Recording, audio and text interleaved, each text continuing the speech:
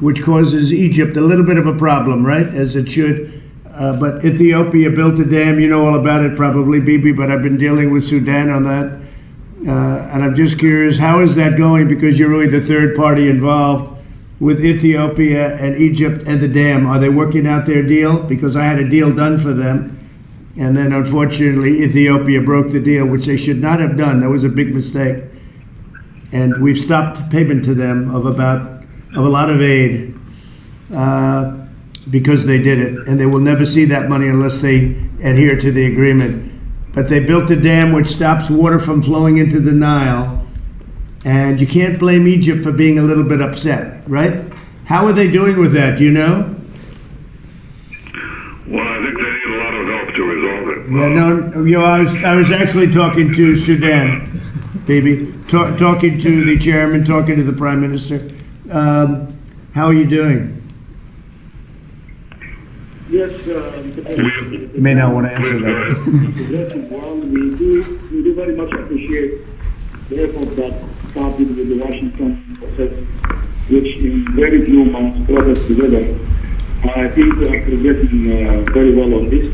We hope to reach a win-win situation that will bring a lot of benefits, complementarity for the three nations, and we are moving in that direction. We hope to reach an amicable solution soon for this.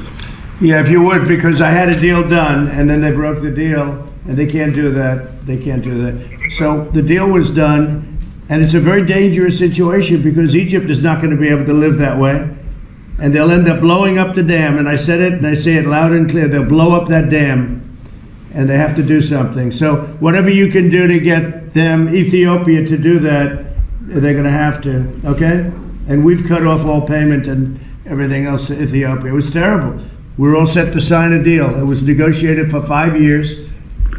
And longer than that, and they couldn't make the deal, and I got the deal done, and then they're getting ready to sign the deal, and they broke the deal, which is not good. So whatever you could do, Prime Minister, if you could, that would be great, okay? You tell them they got to get it done.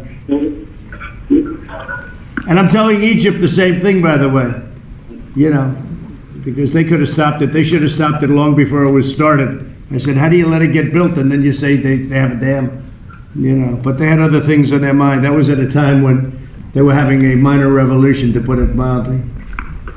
That was a bad time for Egypt, so I guess they had other things on their mind. So you'll work on that, Sudan, and thank you very much. Do you have any questions for Sudan or for Benjamin? Yes, please. So that was the video. That is the reason for us to come gather here today to discuss and denounce. So I'm going to now formally introduce my two guests, Dr. Menna Demissi and Dr. Jonas Buru, and then we're just going to delve right into the discussions. So Dr. Menna Demissi is a proud Ethiopian American who served on the board of the Society of Ethiopians, established in the diaspora for 20 years. That's one of the oldest Ethiopian youth organizations for academic excellence and community service in the United States. She's a political scientist by training who conducted the first and only study on the influence of African Congressional Caucuses on U.S. foreign policy in the U.S. House of Representatives. She's the Vice President of Policy Analysis and Research at the Congressional Black Caucus Foundation, an adjunct professor at the University of California, Washington Center, and was appointed in 2018 by Prime Minister Dr. Abiy Ahmed to serve on the Ethiopian Diaspora Trust Fund Advisory Council, where she currently serves as secretary. That's a whole lot. I know there is a whole lot more. I just tried to fit what I could for today's program. Dr. Jonas Buru is the chair of the Nile Club. He is also the co-chair of the Ethiopian Diaspora High-Level Advisory Council on COVID-19 and coordinator and convener of an Economic Advisory Council. Prior to that, he was the deputy global manager of the International Comparison Program, or the ICP, at the World Bank. He's a recognized leader with outstanding strategic partnership building and international program coordination skills. He has made over 100 international missions covering 81 countries. His primary responsibilities were overseeing the implementation of the ICP in Africa, Asia, Latin America, and the Middle East. Dr. Burrows was also the editor of the ICP Quarterly, a quarterly journal that was published in 5 languages. He has also served as advisory to the African Development Bank on financial governance. Thank you so much, both of you, for joining us today for this discussion. I'm going to start with Dr. Jonas by probably pausing a couple of questions, and then you can broaden on that and elaborate. So what is the significance of the GERD to Ethiopia? I mean, there may be some audience members that do not know much about the GERD or its significance. So if you could elaborate on that. And does it really cause or pose any existential threat to Egypt, as a lot of Egyptian media and others have been claiming that it does? Maybe another thing is the GERD negotiations have been ongoing for the past 10 years. If you could say a few words about that as well, that would be great. I'll let you explain in as much detail as you like. There's no time limit, and so the mic is yours, Dr. Jonas. Thank you. Okay, thank you so much for the introduction and also for the issues that you have outlined for us to discuss. The first question is what is the value added, or what does GERD do to Ethiopia, and also what benefits it may have to the to Sudan and Egypt, the 2 downstream countries.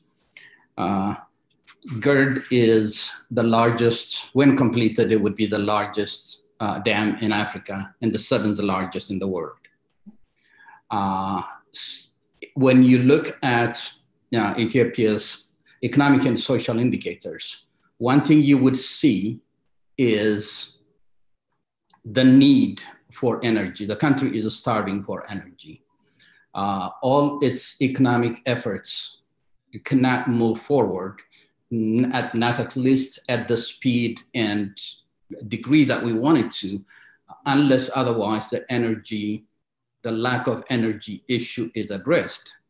When you look, most people usually use this data from the World Bank that suggests we have 40% of our people have access to electricity. That may be true. What that tells you is, people where there are electric lines and access to electricity, but it doesn't mean that they do have real access, because more often than not, electricity is out. The best measure is per capita energy consumption. When you look at that, Ethiopia is the 2nd lowest, maybe the 2nd or the 3rd lowest in Africa, next to Nigeria and one other country, I believe. And our energy consumption per capita is about 4% of that of Egypt. Even when you compare it with the rest of South Africa, sub-Saharan Africa, our energy consumption is about 14% of the average for sub-Saharan Africa. We are absolutely functioning without energy, you can say. So GERD is an answer for us in terms of producing energy. Both in terms of industrialization, where you would need energy to power up your industries. You need light in our houses, or in every house possible, but also cooking is a very major issue. When you look at girls and women carrying firewood from as far as 2 hours, 3 hours distance, most of our sisters, children, and mothers spend half their life collecting firewood. That means they cannot go to school. One of the issues we have raised, the Nile Club has raised or have seen the GERD is as emancipation of women. Because if there is energy, if there is light, if there is cooking with electricity, that means girls at early age would be able to go to school, and rather than collecting firewoods. Our mothers, grandmothers would be sitting and relaxing at old ages than collecting firewood. So it has an enormous, enormous benefit, not only in economic terms, but also in social terms. And this is not only for Ethiopia. It's producing and exporting. When complete, it will be producing and exporting energy. So all the surrounding countries that are starving for energy would be able to get energy at a low cost. My understanding is there is some memorandum of understanding. I'm not sure if it's formal or informal, that Ethiopia will provide them at cost or at a very low cost. So they would be benefiting from that. Particularly Egypt would benefit, Sudan would benefit enormously. First, it regulates the flooding. They always suffer during the rainy season. Flooding is a major issue in Sudan. So it regulates that for them. Second, rather than farming, 3 months of the year, they would be able to farm throughout the year, because the water flow would be regulated rather than limited to the few months of the rainy season. So in all this terms, both Ethiopia, Egypt, Sudan, and even Egypt will benefit a lot from the development or the construction of the dam. The reason Egypt is against it has nothing to do with technical issues, even though the negotiation has been focused on technical issues, such as the filling of the dam and the management of the dam once completed. But the main issue behind this is the share of water. Egypt is worried that GERD is the beginning of the end of its hegemonic control over the Nile River. If they allow now the dam to be built without a lot of noise, the next thing Ethiopia would do is irrigation. And Ethiopia has not ruled out that, because within the international water laws, Ethiopia has the right, sovereign right actually, to have its fair and reasonable share of the Nile River. We produce 100% of the Blue Nile, so we do have every right to say, within the international laws, boundaries of international laws, we do have the right to use X% of the water flow. Egypt is worried about that. So that takes us the negotiation strategy, which is very important. When the negotiation started, there were a number of issues, technical, legal, political, as well as the public relation element of it. In terms of legal and political, Egypt knows it has no point. It would be hard for them to make a legal case, because if they want to use a legal case, they could only rely on the 1902, the 1929, and 1959 colonial era treaties. It is hard in 2020 for them to come out openly to argue, we do have legal right for the Nile. So they are not saying that. They're not also using this political argument of where they're saying that we have the right for equal share, because what they're asking is really Ethiopia should not use any part of the water. They always say they do have historical right. By historical right, what they're saying is for the last, since 1902, and then after 1929, and then ultimately 1959, they have been getting 55 billion cubic meter of water. So they still want to get that. Sudan gets about 18 and about 10 or 12 billion cubic meter, they lose it to evaporation, seepage, and so on. So that leaves 0 for Ethiopia. They cannot make that argument. So what they're doing, or what they have been doing until now, is they use technical issues as a cover. And they're saying, the dam is not built well, it could break up and flood the entire Sudan and Egypt. They do understand that that's not the case. Actually, in both independent studies, as well as studies by the Sudanese government, which they have released publicly, suggests or admits that the GERD has a far better, is a far better system in terms of safety than any in Sudan or Egypt.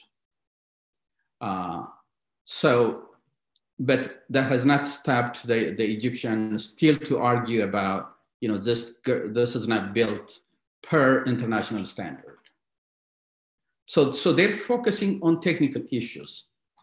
The problem is we, Ethiopians, or our government, has failed to shift that negotiation from technical issues to water sharing issue.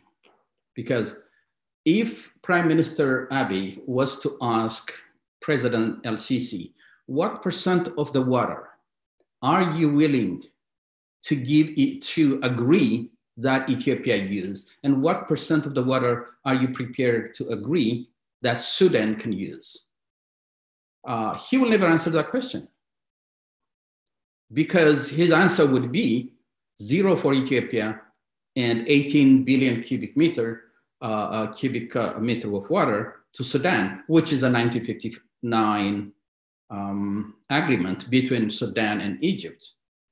So because our government has failed to shift that from technical to a water sharing agreement, it has been very easy for the Egyptians to confuse the international public. The average international public cannot follow all these details about technical issues. How many turbines, how it is filled, and all this are technical engineering issues. So that has allowed them to do whichever way they want, to spin it whichever the way they want, to confuse the international public. You heard even President Trump did not seem to get the GERD does not consume water. It uses the water turns the turbines, and then it continues to flow to Sudan and then ultimately to Egypt. This is what happened actually. When Egypt managed to move the negotiation from Africa to the US, they managed to shift the discussion from technical, water sharing, political or legal, to strictly public relations matter. They have lobbyists here, paid in millions. We do not have. I think we just had one for 3 months. They do it around the world, around the year, all around the year. That is one issue. The second issue is, over the last 2 year, at least since the negotiation came to Washington, if you count the number of articles in major newspapers or even international newspapers that the Egyptians have been producing and that Ethiopians have been producing, you will see how much the difference is. So by making this a public relation issue rather than a water sharing or even technical issue, we have lost the ground. Actually, on October 7, about 3 weeks ago, I wrote an article and sent it to the Addis, Fortune in Addis. And my argument was, look, the tone and tenor of the Egyptian public relations has changed from seeking support from the international community to pressure Ethiopia to come to the table. This was their strategy earlier, but now it has shifted to making Ethiopia a pariah nation. They're presenting Ethiopia as, look, they are blocking the water, just as President Trump said. They are posing an existential threat to over 100 million Egyptians. We have done everything in our power to discuss with them, to mediate this case and come up with the resolution, but they walked out of an international mediation that was led by the World Bank and the US government. So Ethiopia, they're making Ethiopia look more like a pariah nation and themselves as victims. This was their strategy over the last 6 months, 7 months, continuously. So my argument in that paper that I sent to the Addis Fortune was, this is a sign that these people are either planning to bomb the dam, because if they're going to do it, there are two issues. If they are thinking of, blowing up the dam, one is their ability, military ability. The second one is the fallout with the international public. So by presenting Ethiopia as a pariah nation for months and months and months, every international newspaper, we don't publish in international newspapers, they have managed to put us in a very negative light.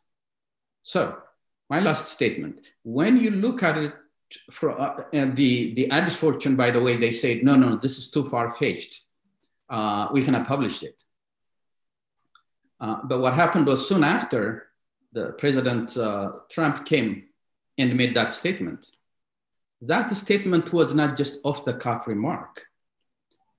It was either Egypt has informed them that Ethiopia has become too difficult to deal with. That is the only option that we have. Otherwise, they're putting 100 million of our people in danger. Or the US has, through its own intelligence, determined that Egypt is preparing to take military action. So that is what came, during that telephone conversation. But the silver lining in that is, by making that statement in public from the White House, what the President Trump did was presented Egypt as the aggressor and Ethiopia as a victim. Whatever they have been doing for the last 6 months, the Egyptians have been doing over the last 6 months to put Ethiopia as a pariah nation is completely now destroyed.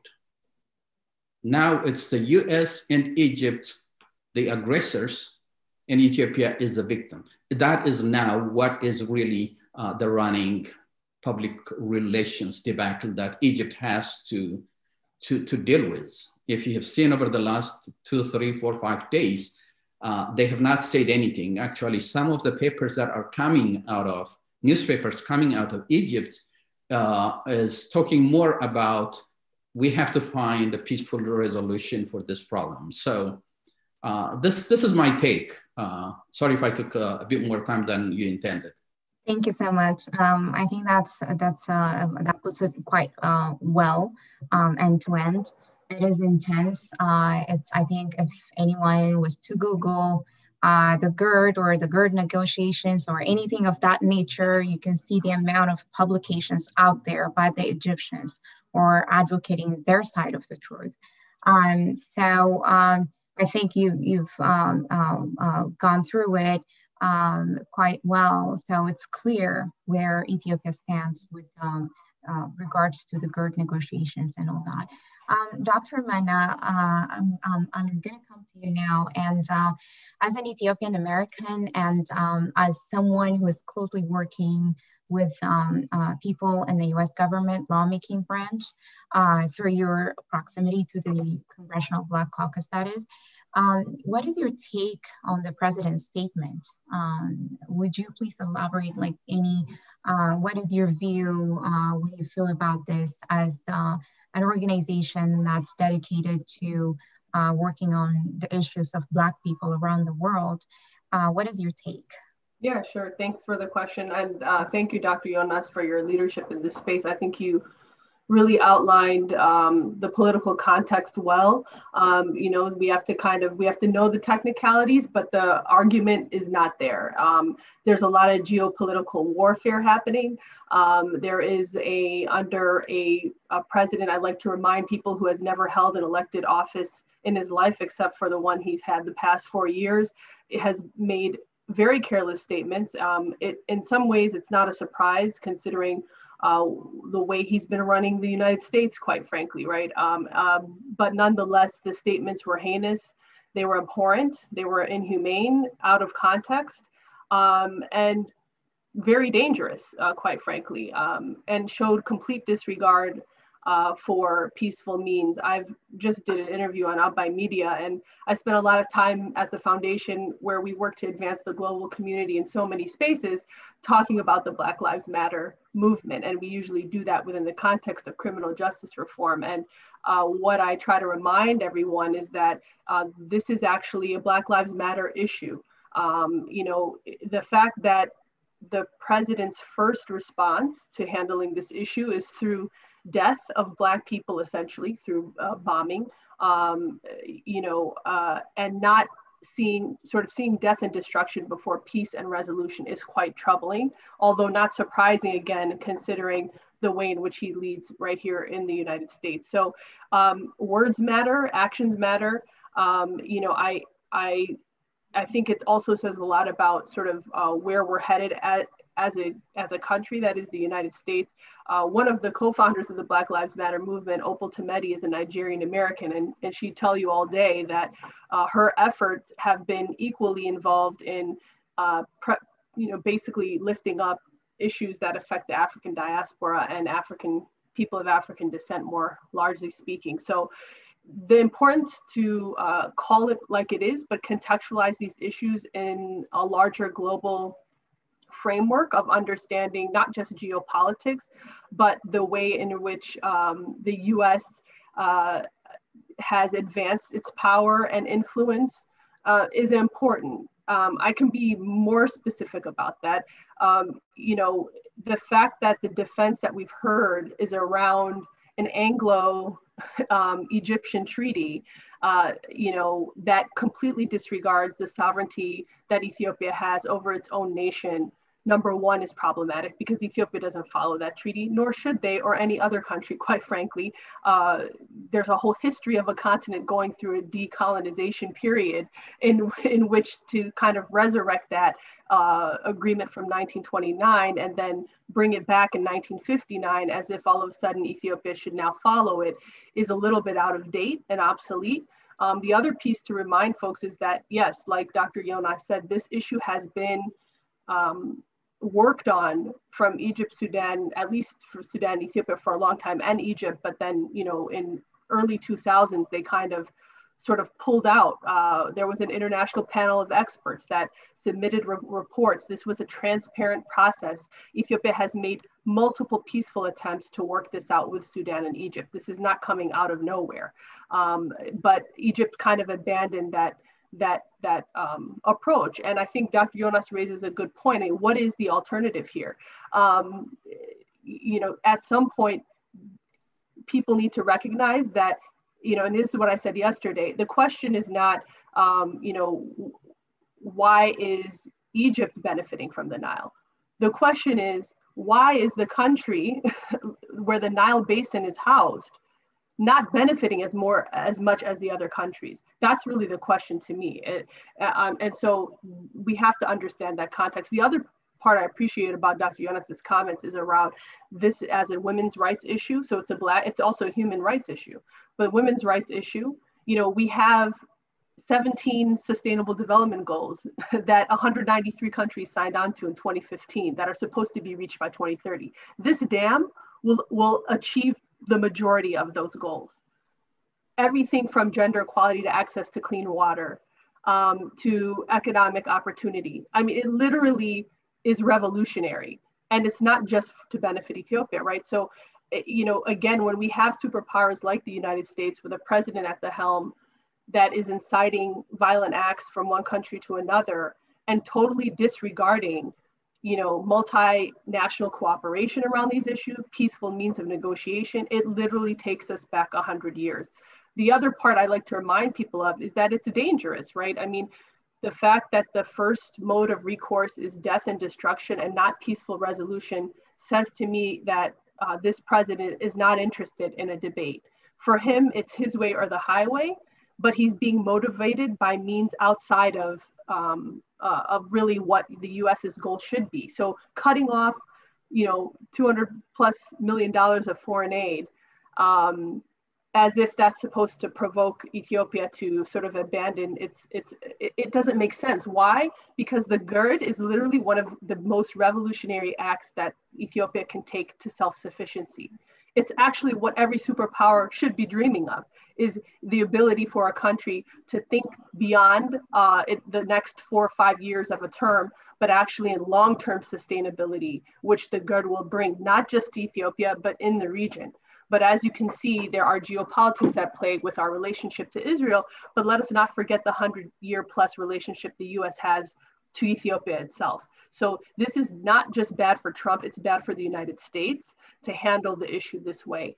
I also want to resurrect why the Congressional Black Caucus is so important. It's not just because I work with them and I'm Ethiopian American, it's because the whole nature of the CBC itself is to stand for a national Black global constituency in light of our history in which the continent of Africa has been ransacked for generations by colonization and the United States by slavery. So, you know, we dance around these issues of race and power, but, you know, we can't do that. I mean, there are a lot of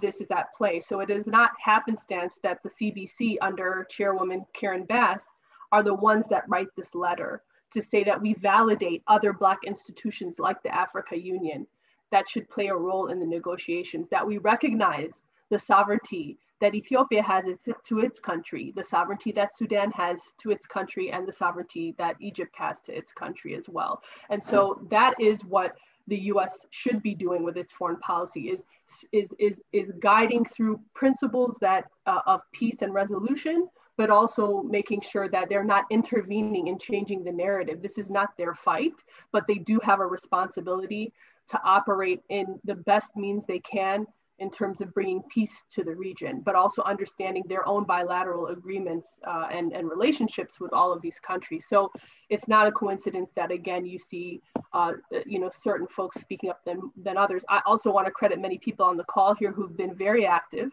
in, including you all at the Ethiopian Center for Peace and Progress, by hosting these events and getting the word out there. Because if we have learned nothing over the past few months, is that our community is here to stay, and we have the power to mobilize ourselves. We don't have to wait for anybody to do that. But I am always inspired to be around, all of us who are using our positions of influence to get to a better place. The GERD is about self-sufficiency. It's about gender equality. It's about economic mobility. It's about eradicating poverty. There's nothing I disagree with the GERD. It is the best thing that can happen. Now, how it happens can be discussed, but it's not like Ethiopia is playing some isolationist strategy. They have been for decades working on a peaceful means. But the opportunity cost of the fact that other countries like Egypt have benefited more than Egypt has literally been the cost of Ethiopian lives, right? So let me just share a couple statistics here.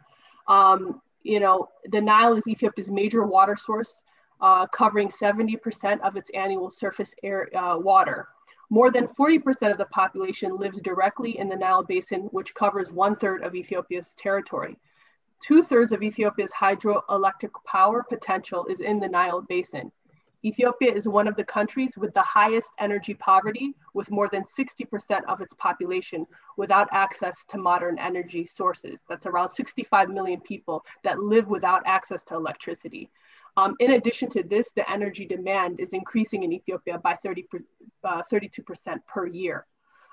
So, you know, we talk about, you know, how self-sufficiency, we talk about from the US standpoint, how to decrease foreign aid, which I'm sure, you know, President Trump would be for. Well, here's an opportunity to do that, you know, but you have to have people who know what they're talking about. And also people who respect Black life, African life. I mean, let's not forget, there's a lot of racist things that have come out the president, including him really disregarding countries in Africa and countries like Haiti as S-hole countries. We should not take those words lightly. They are followed by actions. They are followed by careless statements like, how about you just go ahead and bomb them, because they're not listening. It's like the sovereignty, imagine if that happened in the US. It would never happen here. So I just think we need to look at these issues in context to what's happening between the US and Mexico around immigration reform, between our ability to be either more diplomatic in our US foreign policy or more militaristic in our approach. You know, we have seen what happened even going back to Syria, or even going back to the executive order of the Muslim ban, which was unconstitutional, done by the same president. So, you know, we have to understand that this is in line with a lot of other things that are consistent with this kind of verbiage and actions, actually. So, you know, it definitely stresses to me that we ought to, and this will be my final statement, we need to frame the narrative, which is what Dr. Jonas is saying. You know, we need to be able to highlight this as a human rights issue, as a women's rights issue, right? We need to work with UN, Africa Union. We need to not get bogged down in the technicalities, but talk about how this is fighting poverty. This is a self-sufficient, opportunity to provide, to eradicate poverty. I mean, it's the US, right? In the 80s when the drought happened, I mean, all these folks pay attention to Ethiopia. This is Ethiopia's chance, to eradicate poverty and save lives, the second most populous country in Africa. So when we frame it around economic issues, women's rights issues, human rights issues, which all three it is and more, then we can have a conversation that will hold nations accountable and their leaders, including the President of the United States, to have a more nuanced conversation about, what can be done and what should be done, given Ethiopia's own sovereignty over its own Nile Basin, in which most of the majority of its population has not been benefiting to the same degree that its neighboring partners have. Thank you, Dr. Minna. I totally agree that this is the one big break Ethiopia has to self-sufficiency, to getting itself out of the poverty that it's known for around the world. And that is really holding the country down to not be able to achieve its potential. And we know we have the potential, our people have the potential. We need the break, and this is our big break, I agree. So I'm going to go to Abel now for his take on the statement of the president. Abel, please go ahead. Yes, I think if there is one statement that has been said in the last decades, very critical to the sovereignty of Ethiopia, is what this president has said. Ethiopia has been faced with a lot of problems when it comes to international diplomacy. We can go back to the time of the League of Nations when Mussolini declared war on Ethiopia. We can find those kind of cases across the last 100 years, but this one becomes a very critical one in this day and age to hear that a country like the United States becomes a proxy or an agent in declaring war against Ethiopia, or prompting the Egyptians to declare war if this is going to be affecting their life, the way he interpreted it anyway. Because of this, in fact, Ethiopians across the globe have come to denounce this, and we did that Thursday to do that. And we had very good reasons why we should denounce this. And it was not just because we want to go out and rally. It's because it becomes an existential threat. And we got to pronounce in no uncertain terms why this statement is against Ethiopians' interest, and we have been standing in solidarity with our people and with our country. Let me say a few points why this statement should be denounced. First and foremost, I think the statement of the president runs against the founding principles of this country. The two critical documents for the United States just around the foundation of this nation. In 1776, the Declaration of Independence, and then the Constitution of the United States that was signed by the founders in 1787.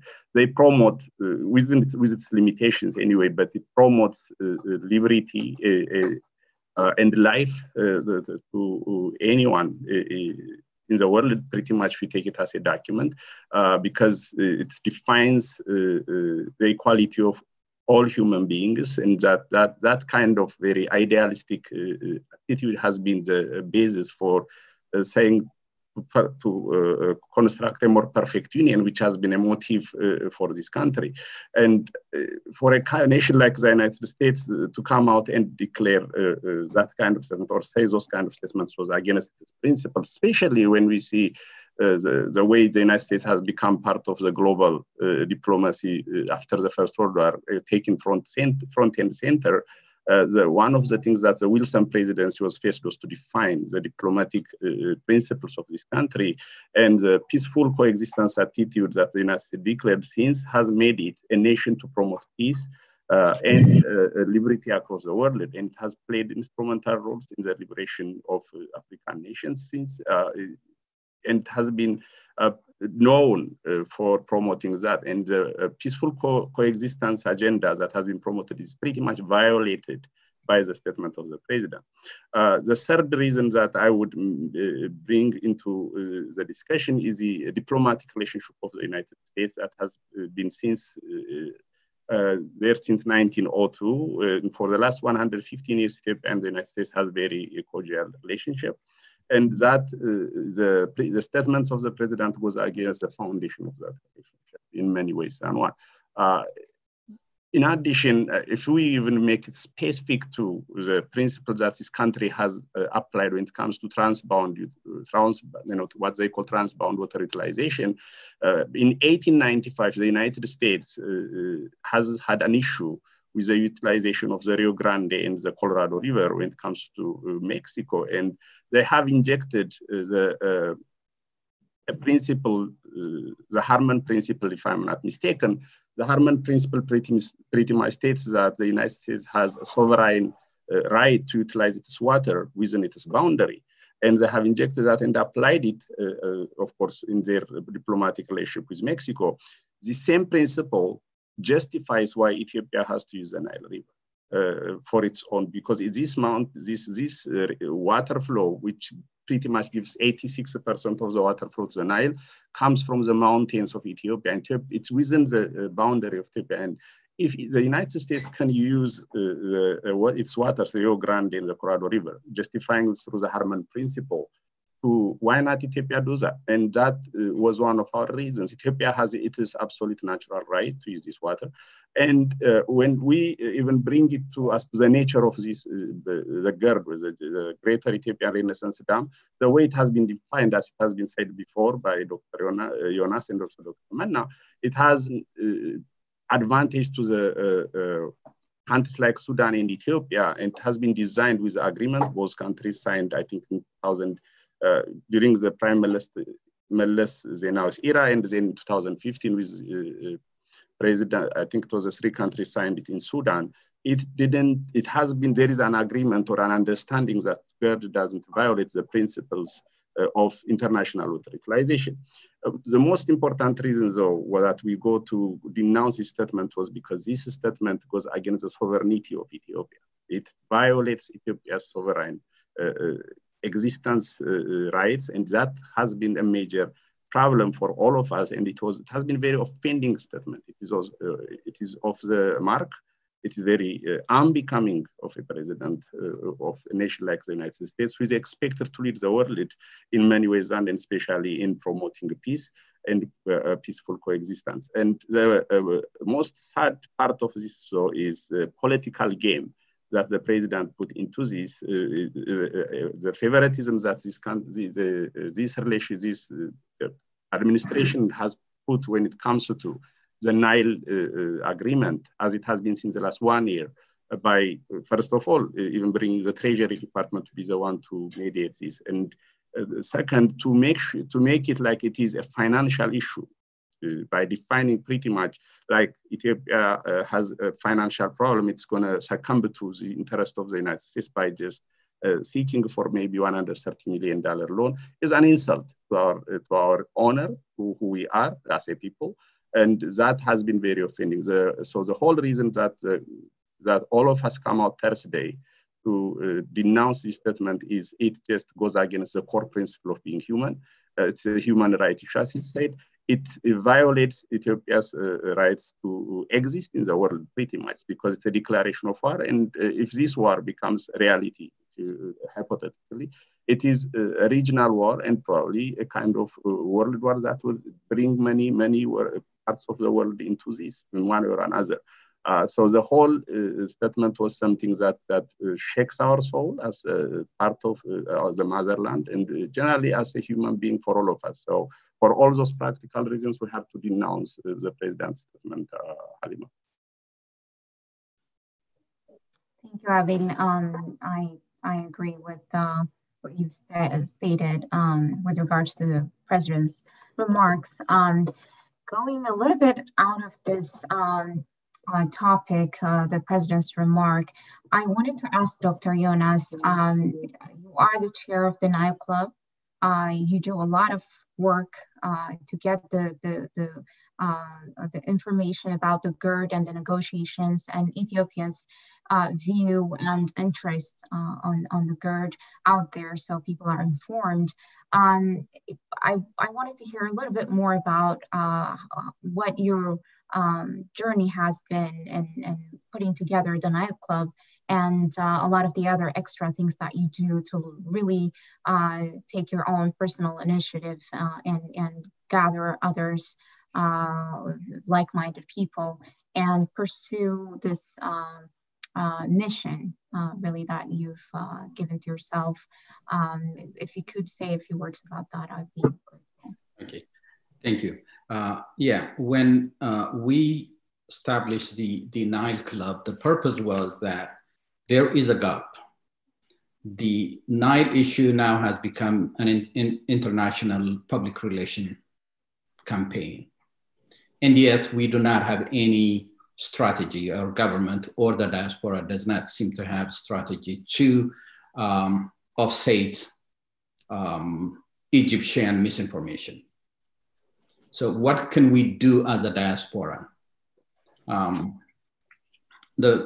Our goal was to be able to produce one article per week on Nile.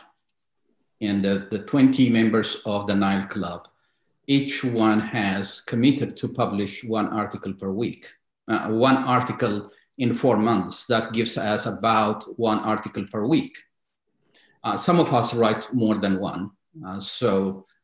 In some weeks, we produced 2 articles, and there were times we produced 3. The challenge now we have is how do we scale that up? See, when you look at how the Egyptian government, the Egyptian business community, corporations and so on, their think tanks and their intellectuals work together.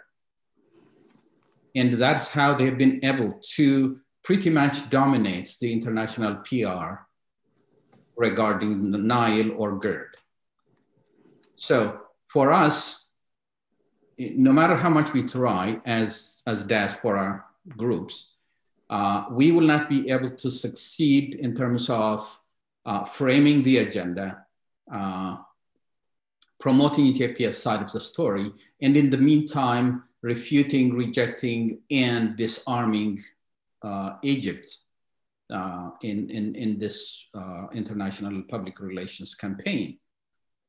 So our challenge now is how do we bring the business community, women, and the government, think tanks, we have very few of them, but how do we bring them so that we can have, we can scale it up and build critical mass. So that is where our problem is. Because where we have failed in this is in the public relations front. Earlier, Abel mentioned the Hoover Dam or the Colorado River. The US has 5 major dams on the Colorado River, about 12 to 14 smaller dams as well. Not only that, they have diverted the river to mega irrigation canals for irrigation, for industrial use, and so on. Whereas they're telling us that Ethiopia cannot use its own water resources. When you look at, who contributes to the flow of the Colorado River, the US produces about 90% of the water. And the water they allow to cross the Mexico border is only 10% because they are keeping what they're producing. If Ethiopia were to go by that principle, then we could keep 100% of the Nile because we produce every drop of the Nile, the Blue Nile. So that is where we have failed to educate the international public, because now it's an international issue to make our case. And that takes us a long way in terms of meeting our needs and making a case, a stronger case, when right now, public relations is really Egypt's last resort. They have no other ammunition in their toolkit. So if we can disarm them there, that would force them to go to the negotiation table in good faith, because they're not doing that now. So what we are doing is in the next 2 weeks, we are organizing a teleconference, a video conference on GERD and women. We were planning to do this a while back. We've been trying to get the president of the Ethiopian president to open it, because we were planning to invite, very high level American civil rights leaders, women civil rights leaders, and the former minister of water from Uganda, so on and so forth. The reason for that is this can be made a major public relation issue in terms of, Ethiopia is the poorest nation, but beyond that, women in Ethiopia, really, when you ask yourself, we have only 3% of the Ethiopian population using modern technology for cooking. 97% will have to do it outside using firewood.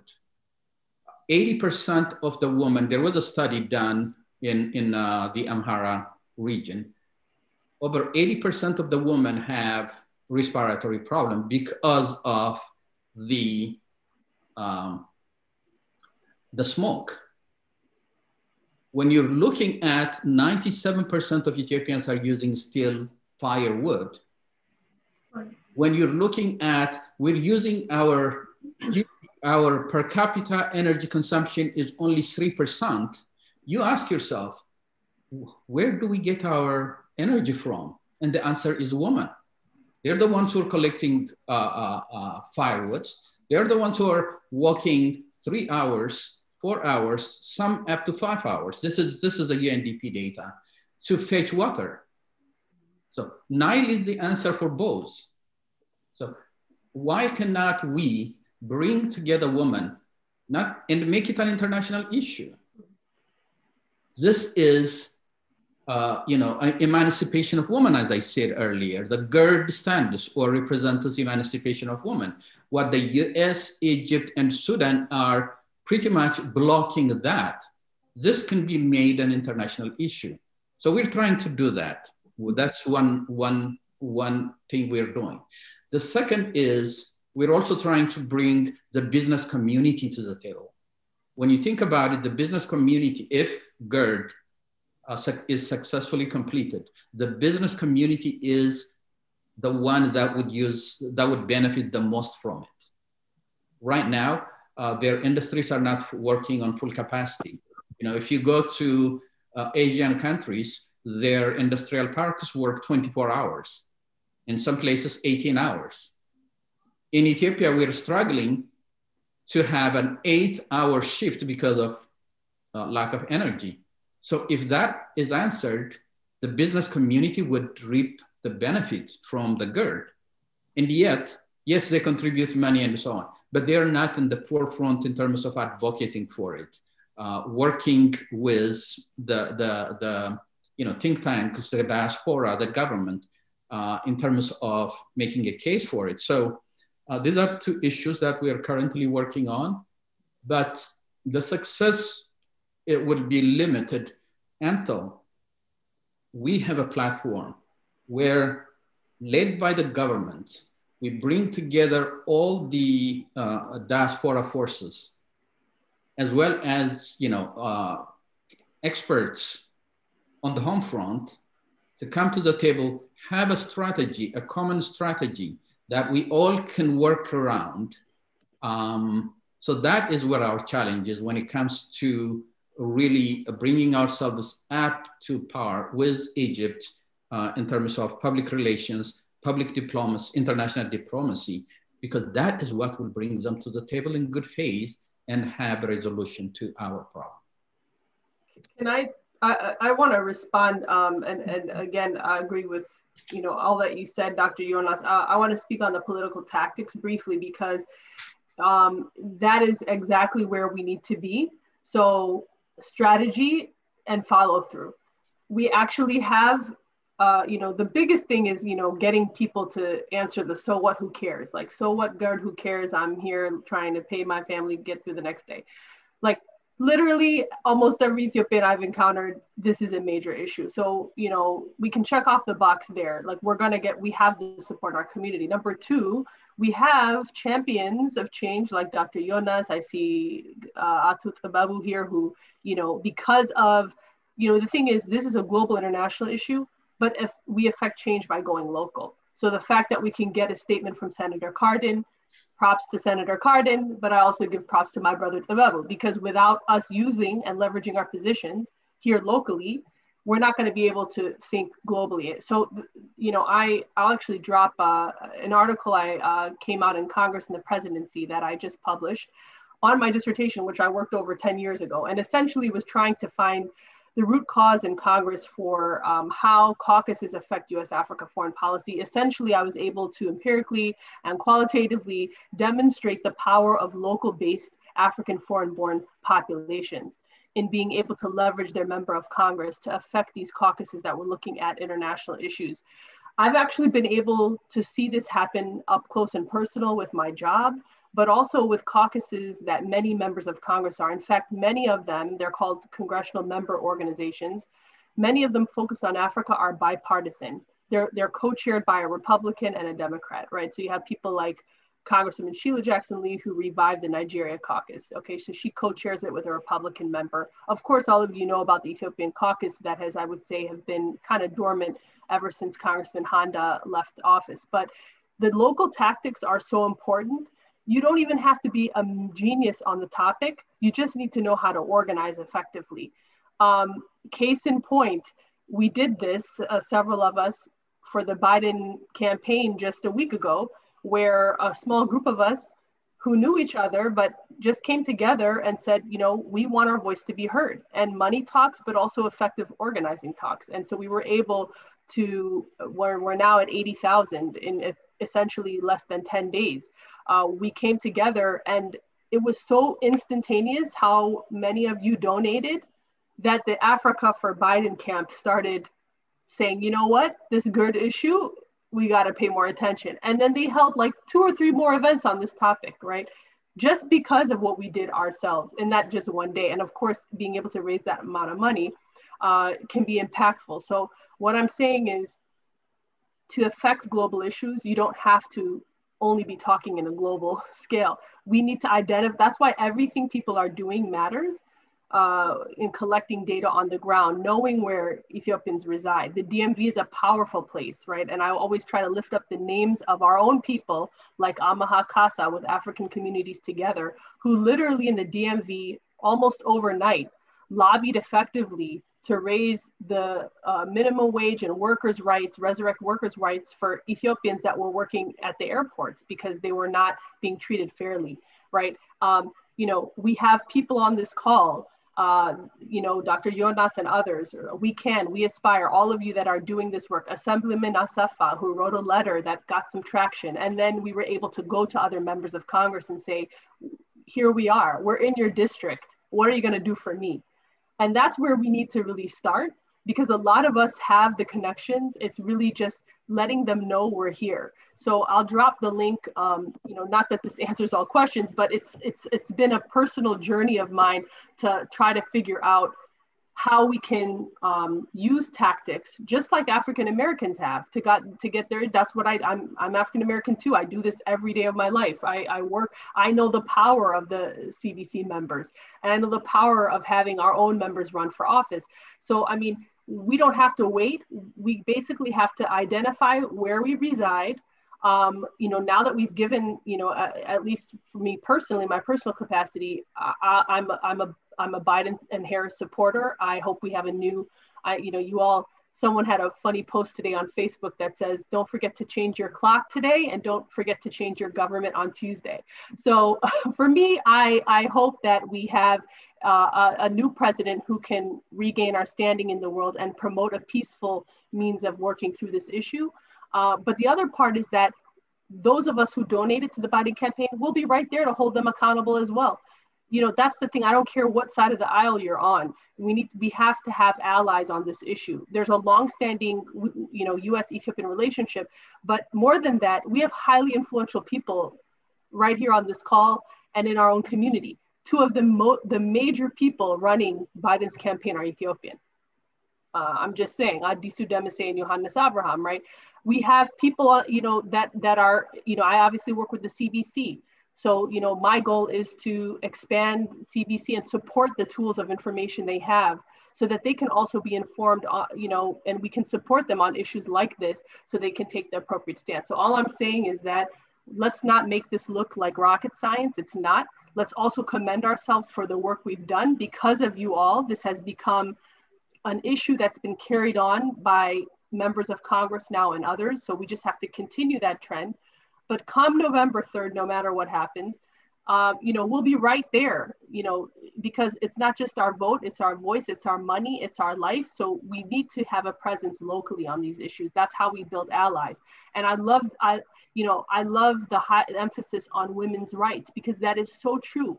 This is the first time I've heard anyone talk about the issue the way Dr. Jonas has. I mean, and it's true, that it is true, right? So who is going to come up against us and say, you know, no, we don't really want to fight poverty in Ethiopia. No, you know, we still want women. No, there are women. There's a thriving bipartisan, bicameral women's caucus in Congress.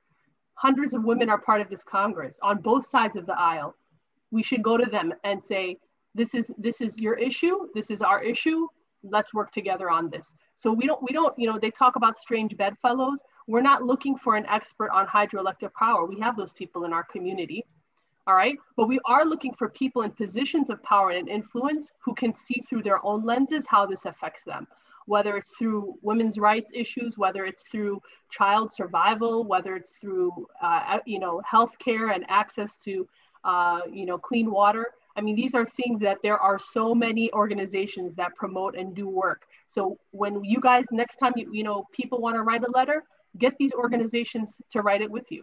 They don't have to be Ethiopian. In fact, they shouldn't only be Ethiopian, because this is a global issue, right? So organizations that say they stand for this, including the UN, right, should also be stepping up in the gap saying, no, we need to analyze this issue of the GERD through the lens of self-sufficiency and women's rights and children's rights and acts and climate energy, right? All of the food security, right? Self-sufficiency. I mean, it's hard to disagree with that. So I just want to just share that, you know, let's not make it look like we haven't made an impact. You all have made tremendous impact, but also it doesn't have to be rocket science. I'm always trying to learn more on the issue of GERD myself, but if I've learned anything in my decade on the Hill, it's that,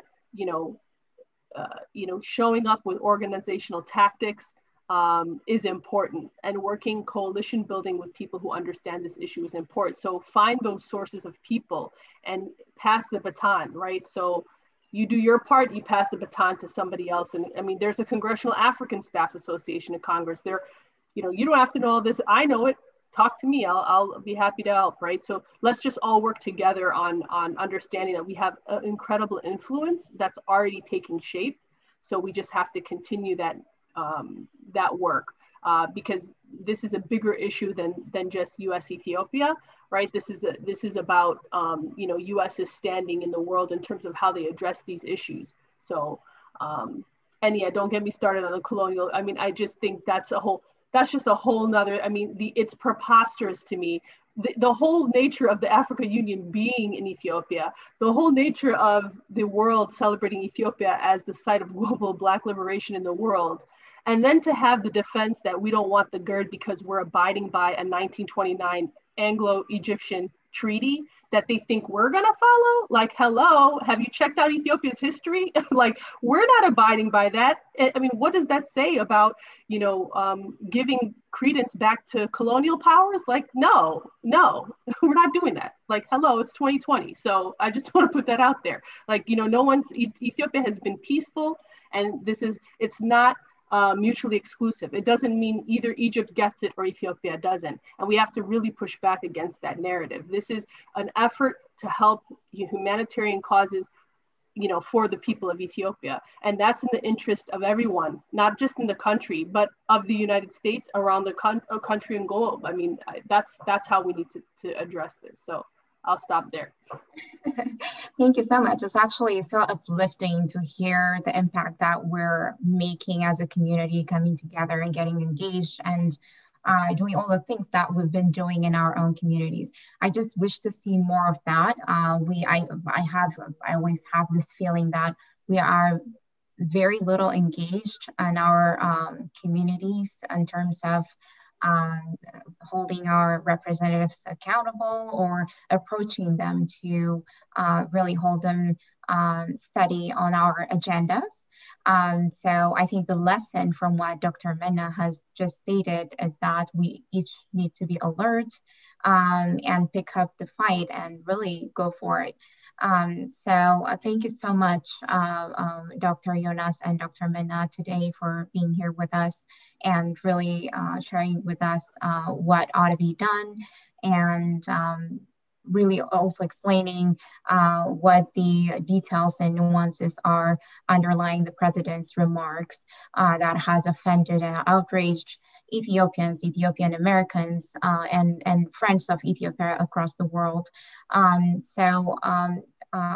think we're wrapping up this program, but before we do that, Ustaz Jamal Bashir, who's one of the guests for today, I know he wants to deliver a message. I'm going to briefly introduce him, and then I'll say what he is here to do. Ustaz Jamal Bashir is a United citizen and an interfaith builder. His contribution to the Muslim community is equally important to him, to serving the Christians, Jews, or agnostics. His mission is simply to serve those who need help. Previously, he has reached out to support the Myanmar refugees in Burma and shipped packed food and medicine to the crisis center in South Sudan, Somalia, and Yemen. During this COVID-19 crisis, he had worked tirelessly delivering hundreds of groceries to families who are affected by the pandemic. Ustaz Jamal is the Imam of a local Ethiopian community masjid, Salam Foundation, located in Alexandria, Virginia. He is also Vice Imam at the Alexandria branch of the Muslim American Society Masjid. Ustaz Jamal is also Vice Chairman of the ECPP, the Ethiopian Center for Peace and Progress as well. He's a very active person in the community in the DMV area. So Ustaz Jamal has been very active in getting the word out there to Arabic speakers on the GERD. He's done a tremendous job of translating what is being said about the GERD from in Arabic to Amharic, and informing the community and keeping that information flow back and forth. He is here today to deliver a message in Arabic to our Arabic listeners, and really to the Arabic speaking part of our world, which has proved to be very important and critical, and that we cannot omit as Ethiopians. That's one area where we have been, not done as much as we should in the past. So I'm gonna hand the mic over to Ustaz Jamal. Ustaz Jamal, if you're here, please go ahead and take the mic.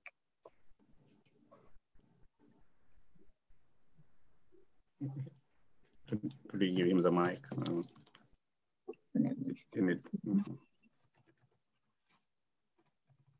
I think you should be able to unmute himself.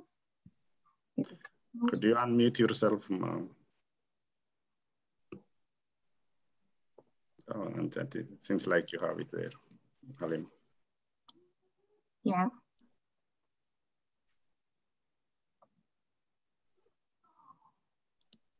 Ustaz Jamal?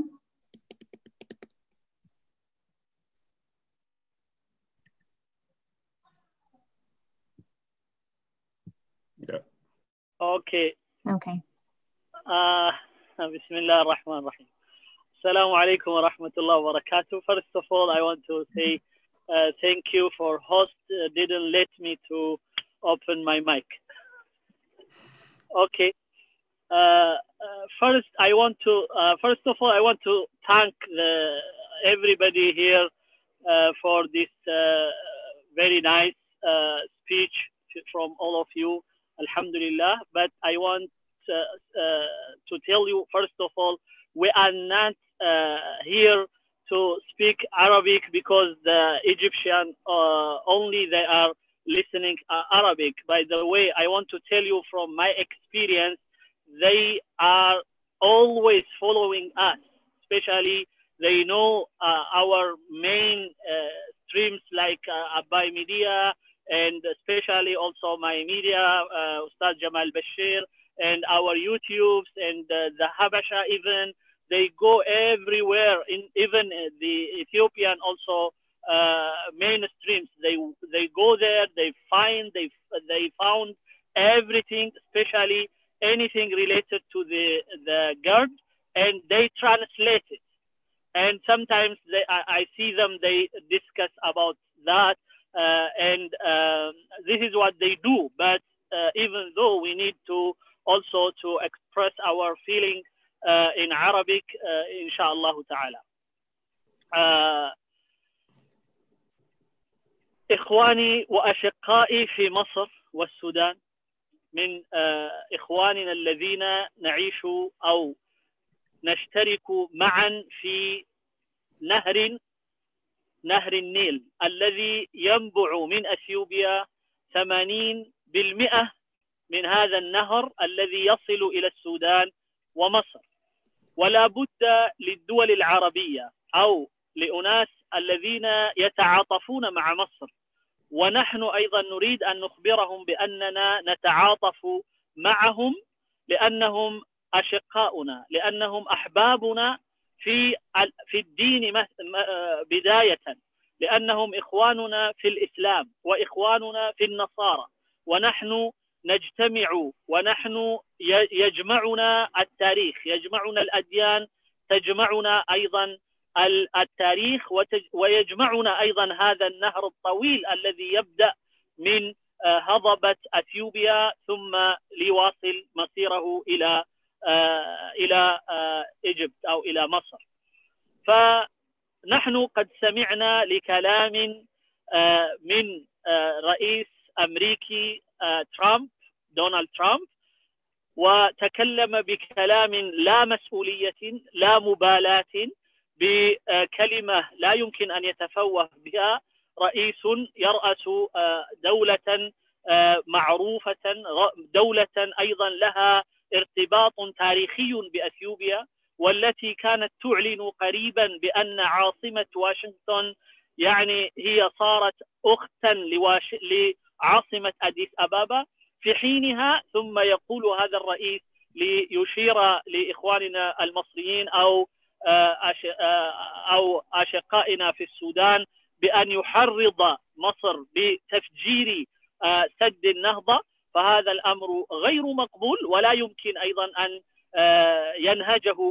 ينهجه إخواننا في مصر بأي طريقة بإذن الله تعالى. فلذلك الحل الوحيد لحل هذا النزاع ولحل هذا الموضوع فيما بيننا عبر يعني المضي في التفاوض الذي بدأناه، وهو عبر طاولة التفاوض الذي جهزه الاتحاد الأفريقي، لأن الحلول أو المشاكل الأفريقية تحل بالحلول الأفريقية، الذين يعرفون مشاكلنا والذين يعرفون معاناتنا من حيث الفقر. مثل إثيوبيا تجد أن الشعب يعيش 60% أو أكثر بلا كهرباء، وبل كثير منهم لا يجد ماء نظيفا لأنه أيضا بسبب عدم توفر الطاقة. فلذلك فهذا السد الكبير الذي يتشوقه الشعب الأثيوبي، الشعب الحبشي، يريد أن يبني هذا السد لأن يولد منه الكهرباء ثم يستفيد منه، ومنه أيضا ينبغي أن نفكر كمصريين وسودانيين أن يفكروا في كيفية الاستفادة من هذه الطاقة لنفسهم شراء، وكذلك يعني أيضا تمريرا لبعض الدول التي يمكن أن تتعاون مع إثيوبيا. ونمونا يعتبر نموكم، ونموكم لنا أيضا نموا، لننهض معا بالعالم ولنسعد جميعا ونتكاتف ونتعاون، وأيضا أن نشتغل في تنمية إثيوبيا ونرفعها معا، وتصبح أفريقيا مزدهرة معا بالاتفاق والتعاون والمصالح مشتركة. هذه رسالتي من جمعية السلام والتنمية الإثيوبية، التي هي ECPP Ethiopian Center for Peace and Progress، وهذه ترجمتها يعني جمعية السلام للتنمية الإثيوبية بإذن الله تعالى. This is my message for our brothers in Egypt and Sudan. But as I told you, they are very concerned, and they always try to get our message, not necessarily in bad way, but they want to know our maybe message, our feelings toward this guard. So they have that right also, because we also go to their pages and their news and translate it to our community. So that is what maybe create knowing each other and helping each other, understanding each other. So that will maybe help to get common understanding in this issue, and we work together, not by letting some people from outside to interfere in our African problem, because our African problem must solve it by Africans who knows closely our benefits and our also problems, so they know how to solve it as I see. So I am hopefully I am looking to the African Union will solve this problem shortly, inshallah ta'ala. So this is my message. Thank you for letting me to participate in this beautiful and very helpful and useful messages that we get from our brothers and sisters who participated in this meeting.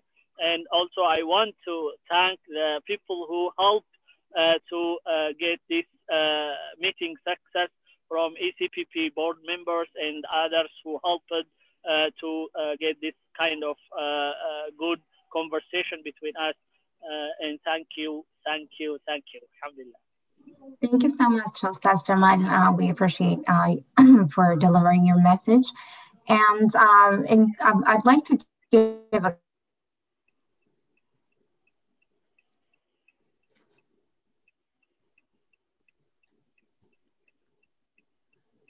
I think she cut off. She cut off, yeah. Halima, do you hear? Okay, I think what she was trying to say was she was, I think, to sum it up all by giving a 2 minutes for probably Dr. Jonas and Dr. Manna to close up for a close-up. So let me start with Dr. Jonas so you can give us your closing remarks. Well, first, let me thank you guys. This was a very productive, informative session. We do need to do more and more of this. Yes, we do need to come together. We do have, Dr. Manna just mentioned, a lot has been done in terms of grassroots organization, reaching out to senators and congressmen and women and so on. That really is wonderful. I think what we do need to do is to have a common platform where we have a common strategy, develop a common strategy.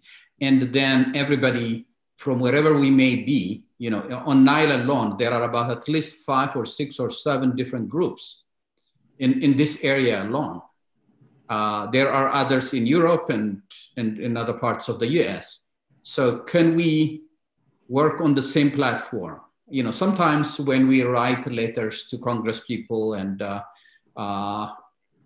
government officials, it would help if it had the same kind of tone, if it had the same kind of key issues that we're asking.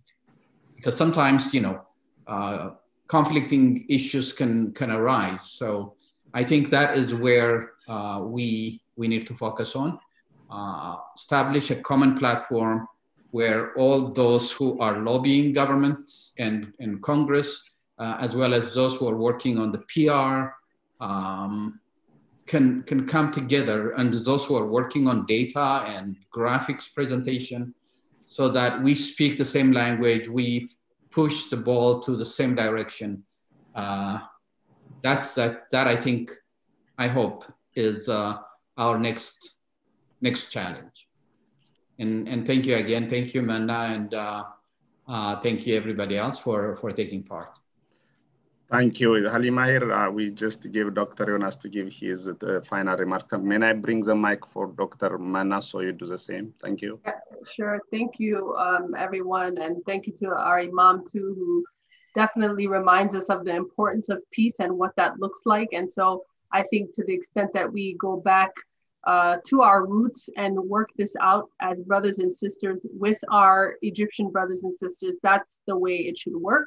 Of course, with the Africa Union's assistance and the tough position that Prime Minister Hamdok is in Sudan. I mean, they've been working on this. There is disagreement, but disagreement is not a new thing. So I do think that, moving forward, we ought to, in my opinion, really highlight the nature of this issue with regards to women's rights, human rights, and economic opportunity. And then also understand the power we have locally to really put the right kind of pressure in really holding our own officials accountable here in the United States.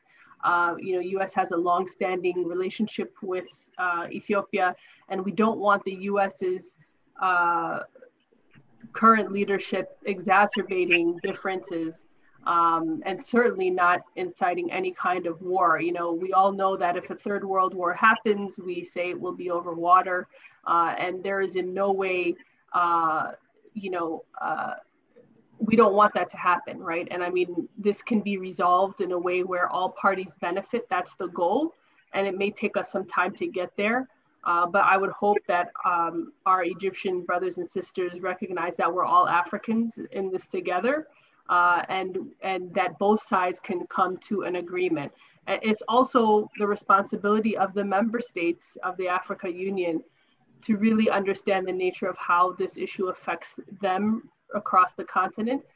This will be the largest, it is the largest dam in Africa, and it is about fighting poverty and advancing food security. It's about protecting human rights. It's about economic opportunity and self-sufficiency. So let us not be looked down upon because we're trying to help our people. That's a noble effort. It's something that we should applaud the Ethiopian leadership and all the Ethiopian people for doing to make this happen, to think through how economic sustainability can be a long-term thing for Ethiopia and her people. So I appreciate what everyone's done. While we move forward in this effort and all the other efforts and causes we may take up, never forget the power of our history and the power of coming together. I mean, I constantly use Ethiopian people as an example of how to mobilize. Even though we have improvements to make about what the next, A through B looks like to Z, we instantaneously show up no matter what field of interest we're in, no matter where in the country or across the globe we reside. We care about our parents' country, we care about our country. And so I'm really motivated by that. I think that even with, Ethiopia has just been the first in many cases, right? I mean, even with this Ethiopian Diaspora Trust Fund effort, many diasporas across the world are looking at us as an example, the first sort of modern mechanism of formalizing remittances for development. It only worked because of people's heart and gold and stepping up as volunteers for their country, raising millions of dollars. I mean, it's hard to make that happen, but Ethiopia did it. So don't always try to find some other group that's you think could do it better. We have set the bar quite high for ourselves and for other people. We just need to kind of tweak things here and there and identify strategic points of influence to make this happen the right way. I think Ethiopia and her people are good-willed. All of us on this call understand this. We don't want fights. We want to help Ethiopia's people. We want to find a solution just like the rest of the world is trying to do. And this is one major way to do it. So thanks again for the opportunity. And I look forward to working with all of you. Thank you so much, Dr. Minna. I think Abel, sorry, I got cut off there for a minute and managed to come back to it. I think Abel, you wanted to also say a few words in conclusion, right? Yes, I think the format of this conversation was not to bring questions from our invited guests who have been listening to this. I see one question coming, though, that it would be unfair to not ask that for him. Let me put it, that's Abdul who said, it's for Dr. Jonas and Dr. Minna. Given Mr. Trump's open remark about bombing the girl, what do you think Ethiopia's leverage in the international institutions and organizations like EU, AU, and UN? Do you want to take it? I know you made your closing remark, but Abdul was trying to reach it from the get-go, but we couldn't open that for discussion, but that's his question pretty much. Dr. Jonas, you want to take that? Yes, I think our primary leverage is with the US. We hear the US at first blocked 130 million, and then that was up to 200 plus.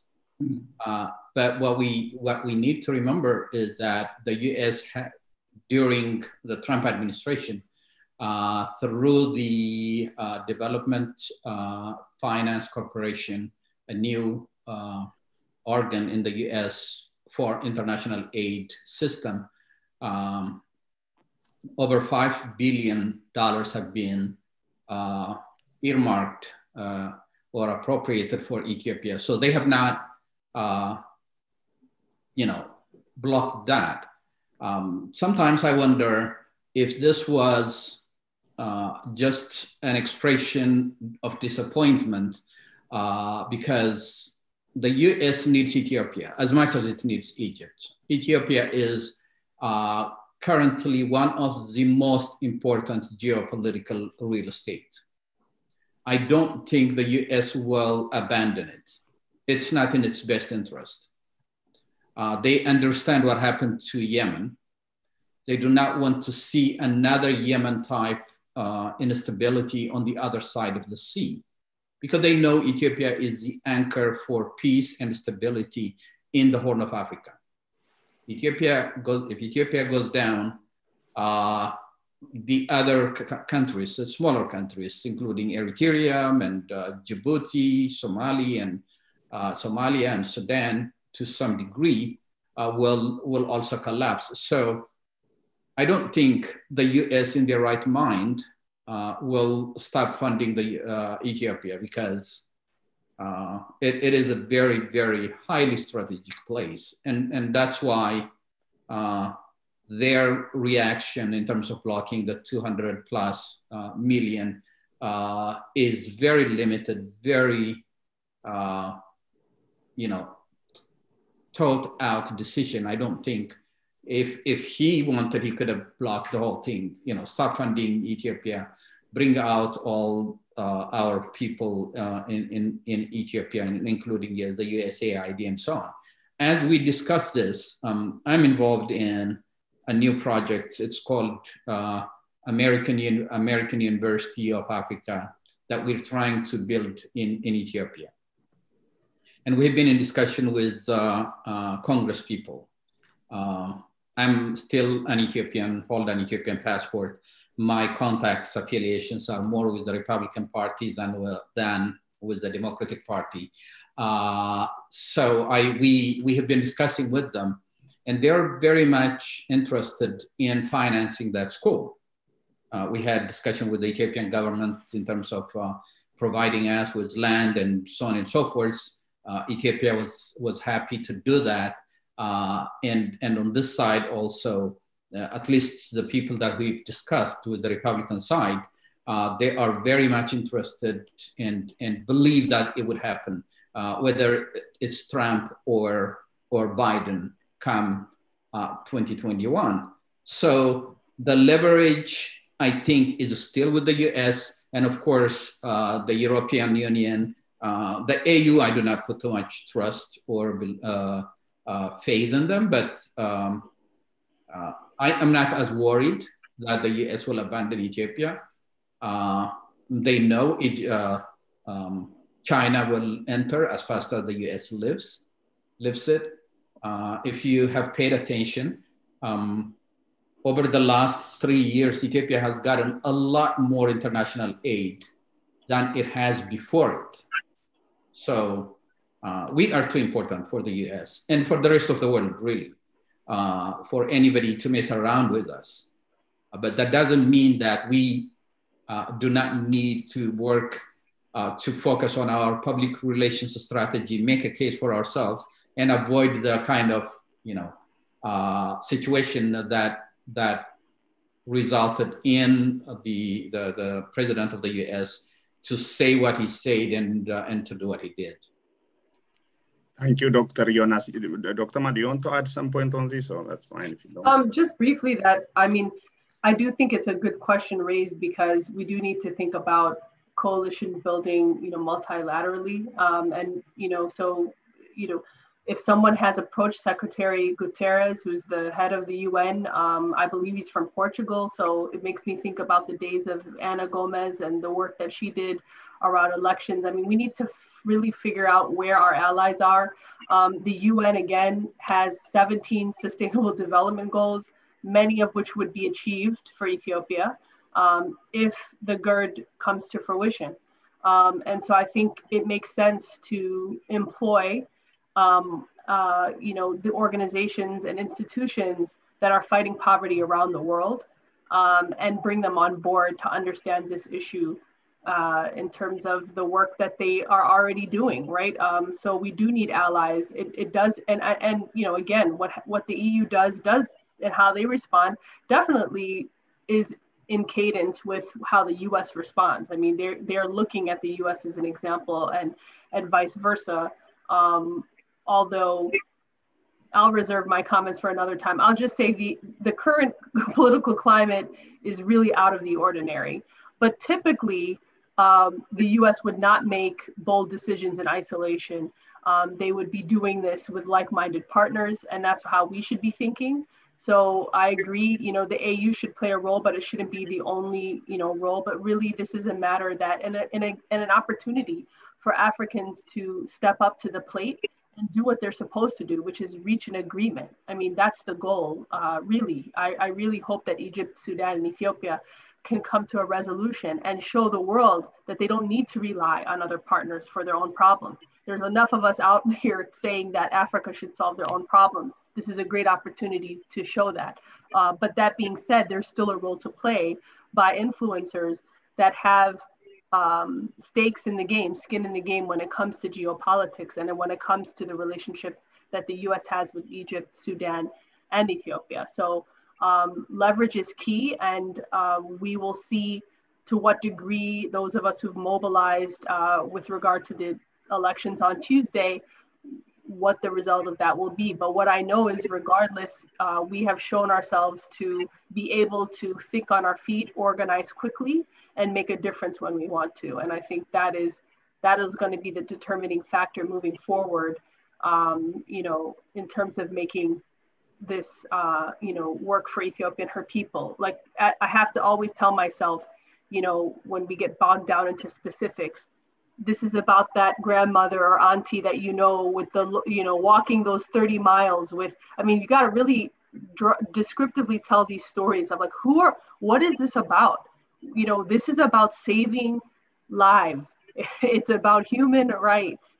It's about helping these young mothers live long lives and not have to carry, just like Jonas said. This is really what we're talking about. And that's where I try to keep my eyes on the prize. And we should all remind people, especially our leaders, when they get bogged down in politics, this is it's not about survival. It's just survival and sustenance. It's about making sure that the many women in Ethiopia and the families in Ethiopia can have a vibrant life like everyone else, right? 65 million of them, highest energy poverty in the world. We want to bring electricity. Electricity is power, literally and figuratively. Electricity is power for the Ethiopian people to find jobs, to heat food for their families, right? To keep the heat on, to think innovatively about, businesses. There's so much that comes out of this, right? That was essentially what Power Africa was trying to do. This is what this is. It should be an exciting thing. And we know the power of the GERD, and we know the power of the Nile because it helped build a civilization in the desert for Egypt. Look at how amazing that is for the Egyptian people. Like, God bless them. They were able to benefit from the Nile, and Ethiopians want to do the same thing. So let's come together because both sides actually want the same thing.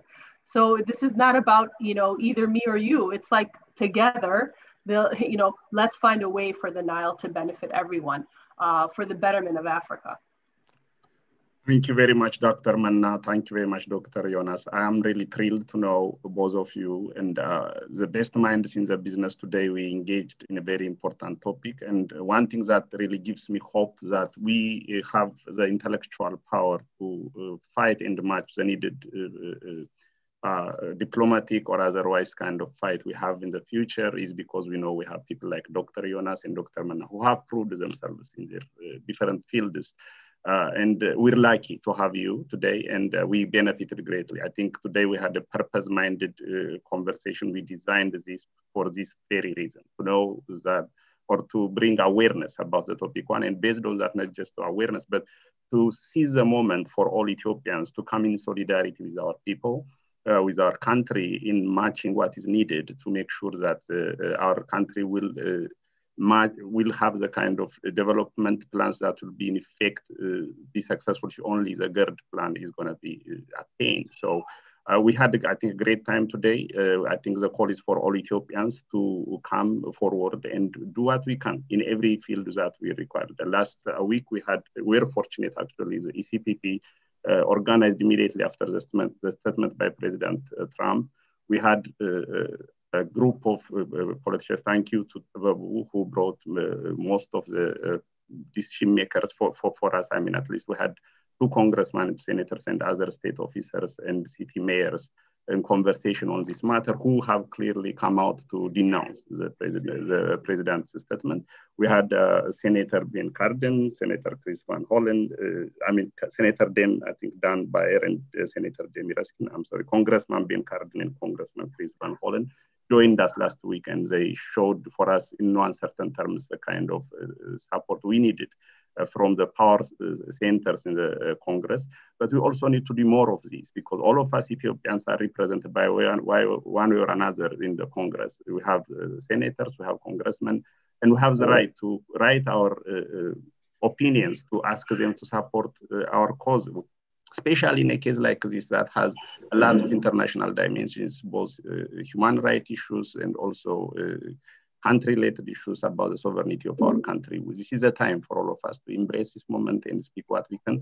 I'm sure today most of us, we have seen that there are different ways that we can engage ourselves, both at the level of civic engagement or even to, as Dr. Jonas said, this is a public relation war that we face. And it is what we bring out about the truth of the GERD and all the water usage factors related to Ethiopia. Is already a country that provides 86% of the Nile flow is using zero. And that is not fair by all accounts. And this has to change. This reality has to change. The nation of Ethiopia has to change its narrative on development. And the only way we can do it is if we make sure that GERD has been implemented properly. I thank so much Dr. Jonas and Dr. Menna for really elevating this session the way we had. I learned a lot, and I think I'm sure all of us here who participated today learned a great deal, and I'm sure we'll have more of this in the future. I will give the mic for my friend Halima. She's the boss in ECPP, really, who ran, and she bring this topic to the forefront and make it happen today. And I thank you so much on behalf of ECPP. My final remarks is there. Okay, thank you very much, Halima. Thank you so much, Abel. That was such a good concluding remark. So I'm not even going to spoil it by adding anything to that. I just want to say thank you to Dr. Jonas and Dr. Menna. It has been highly informative. It's been educational to me personally. And please keep doing what you're doing. You're mobilizing a lot of people and inspiring a lot of younger people and colleagues alike. So I appreciate you coming here today. And I'm going to close this program by showing a brief 2.5 minutes video of the Ethiopian Center for Peace and Progress and what it has been doing since April, really since the COVID-19 pandemic had impacted our community. About a few weeks through, this center started providing actual real services to the community, especially to Ethiopian American community in the DMV area. And if you like what we're doing here today on this forum, or even with the COVID-19 response, please support us. I'm going to show that video as a concluding point, and that'll be all. Thank you so much. Have a good evening.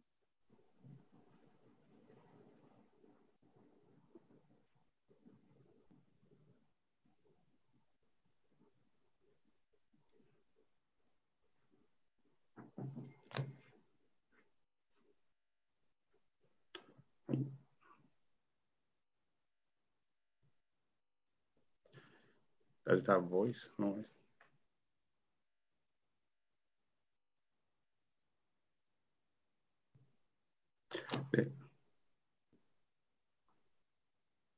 Didn't see it there. Audio is not playing, Halima.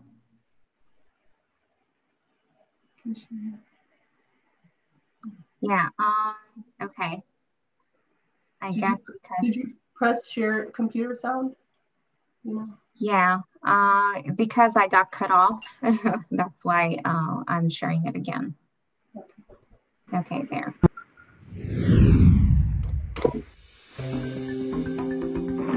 የኢትዮጵያ ሰላምና እድገት ማዕከል በዋሽንግተን ዲሲ እና አካባቢዋ በሚገኙ ኢትዮጵያውያንና ትውልደ ኢትዮጵያውያን የተመሰረተ መንግስታዊ ያልሆነ ድርጅት ነው።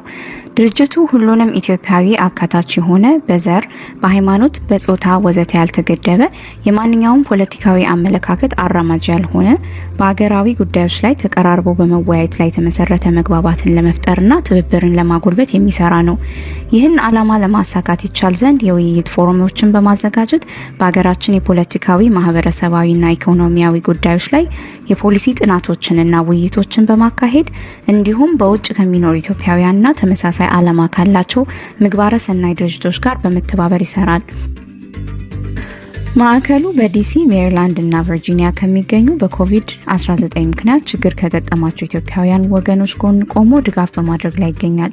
ሳምንታዊ የዙም ፕሮግራም በማዘጋጀት ለማህበረሰባችን እጅግ ጠቃሚ የሆኑ በኮቪድ-19 አመጣሽ የጤና፣ የኢኮኖሚና ማህበረሰባዊ ችግሮች ዙሪያ ባለሙያዎችን በመጋበዝ ለማህበረሰቡ ጥያቄዎች ምላሽ በማስገኘት እንዲሁም ማህበረሰቡን በቀጥታ በማግኘት የተቸገሩትን በአፋጣኝ ለመርዳት ይቻል ዘንድ የአማርኛ የቀጥታ የስልክ መስመር ወይም ሆትላይን አዘጋጅቶ ከሜይ 1 ጀምሮ በስራ ላይ አውሎ የሚከተሉትን ነፃ አገልግሎቶች በመስጠት ላይ ይገኛል። ከኮቪድ-19 ጋር የተያያዘ የህክምና ባለሙያ ምክር፣ የስራ አጥ ካሳ የመሙላት አገልግሎት፣ የህግ ምክር፣ የፋይናንስ ምክር። ማዕከሉ ይህን ስራ የሚሰራው ያለመታከት ጊዜያቸውን፣ ዕውቀታቸውን፣ አቅማቸውንና ገንዘባቸውን በሚሰጡ 65 በጎ ፈቃደኞች አማካኝነት ነው። በተጨማሪም ከሜይ 11 እስከ ጁላይ 4 በሰጠነው የምግብ አገልግሎት ከ500 በላይ አባወራዎች ወይም ከ1500 በላይ ግለሰቦች ተጠቃሚ ሆነዋል።